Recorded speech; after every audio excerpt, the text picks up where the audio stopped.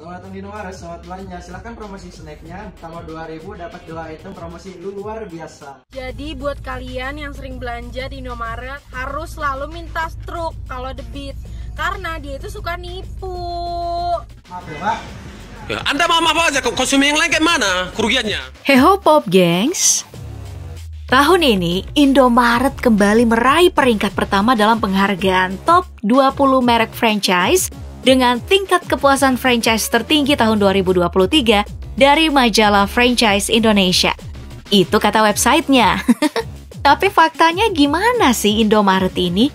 Inilah dia sisi gelap Indomaret.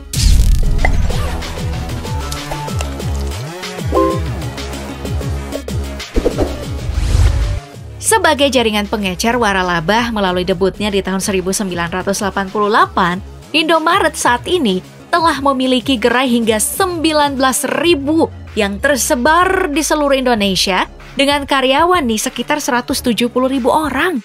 Tapi faktanya, di DKI Jakarta saja, nyaris 90% melanggar aturan perizinan karena sebagian besar minimarket termasuk Indomaret di Jakarta memilih memakai izin restoran, padahal mereka mestinya menggunakan izin usaha toko modern atau IUTM. Dampaknya karena menggunakan izin restoran, banyak gerai Indomaret jadi bisa berada dekat dengan pasar tradisional, serta pedagang grosir yang mulai terpinggirkan, bahkan ada yang sampai gulung tikar.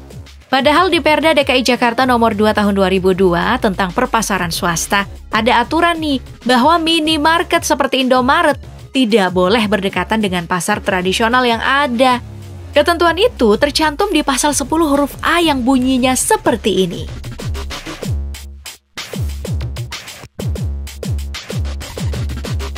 Nah, terbukti di kawasan Jalan Palmerah Barat, sejumlah minimarket banyak melanggar aturan ini karena jaraknya cenderung berdekatan dengan 3 pasar tradisional, yaitu Pasar Palmerah, Pasar Bintang, dan Pasar Pisang.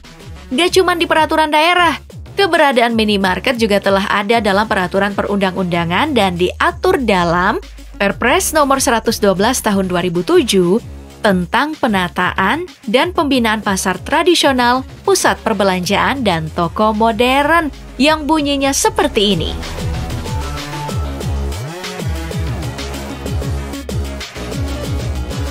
Jadi, jika kamu menemukan Indomaret di sekitarmu yang letaknya berdekatan dengan pasar tradisional atau pedagang grosir yang saling berdekatan, kamu bisa protes dengan meminta mereka memperlihatkan izinnya loh. Soalnya, izin gak bisa asal dikeluarkan.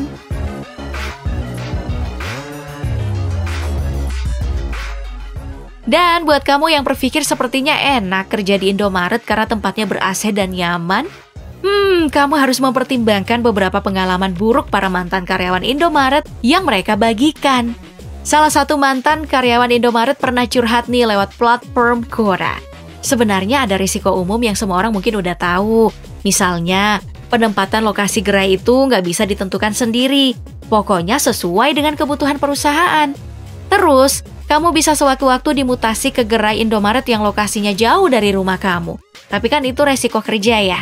Tapi, yang nggak banyak orang tahu adalah ternyata karyawan wajib mengganti barang yang hilang. Waduh, kasihan banget ya kalau yang dicuri barang mahal seperti susu bayi. Karyawan bisa mengganti sampai jutaan rupiah dipotong dari gaji. Hiks. Sebenarnya perusahaan ada kok yang menetapkan batas wajar nominal yang bisa ditanggung oleh mereka.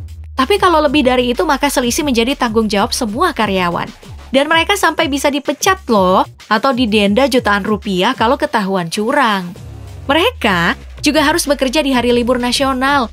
Terus nih kebanyakan gak bisa pulang tepat waktu terutama bagian kasir karena harus menghitung uang dari kasir ke sistem toko, terus dicocokkan lagi dengan uang yang ada di brankas toko.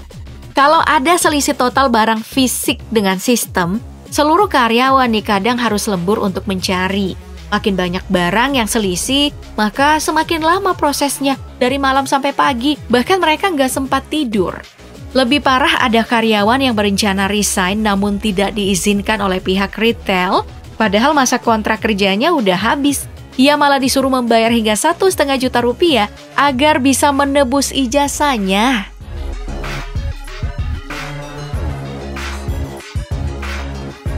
Gak cuman karyawan, pembeli juga seringkali merasa dirugikan oleh karyawan yang curang. Kadang ada penambahan barang di nota yang gak disadari oleh pembeli. Misalnya, barang dengan promo beli 2 gratis 1, sedangkan si pembeli cuma beli 1. Kadang ada kasir yang menambahkan 2 barang sekaligus ke daftar belanjaan. Oh, ya walaupun gak semua gitu ya, cuman kasir yang bernyali gede aja yang sanggup melakukannya. Kadang nih saat membeli, uang receh kembalian kamu kan kadang ditanyain, apa mau didonasikan kak? Ada loh kasir yang iseng memasukkan donasi itu untuk dirinya sendiri, tapi lagi-lagi ini tergantung kasirnya ya, alias oknum. Gak semua seperti itu. Terus, beberapa pembeli juga kadang harus mengeluarkan waktu lebih, alias lama, kalau ada barang yang gak jadi kita beli tapi udah terlanjur di-scan sama kasir.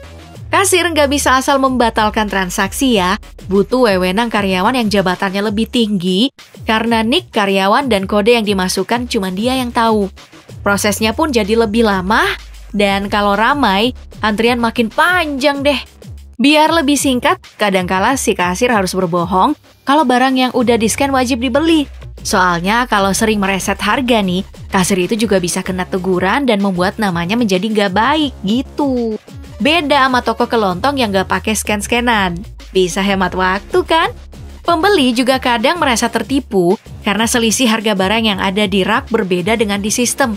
Mungkin karena ada pembaruan harga dari pusat ya, tapi di label harga di raknya masih pakai yang lama. Kadang nih karyawan belum sempat mengganti harga, atau emang ada yang lagi malas kerja.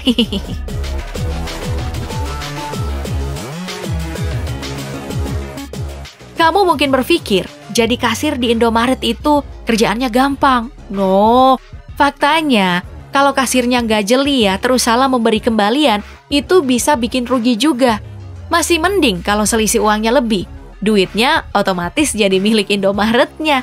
Tapi kalau kurang, si kasirnya kan yang harus wajib ganti.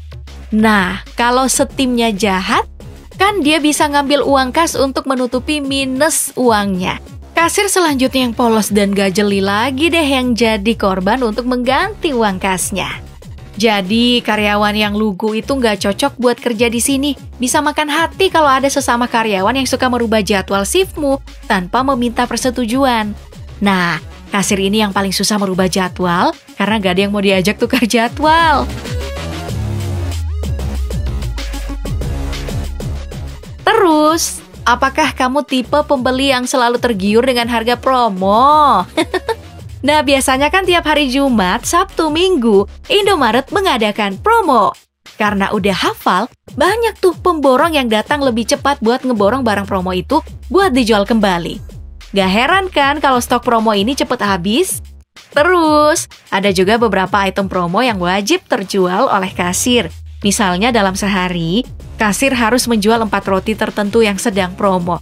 Tapi hari itu doi cuma berhasil menjual 3 roti. Artinya, si kasirlah yang harus membeli 1 sisa roti untuk menutup targetnya tadi. Kesel kan jadinya?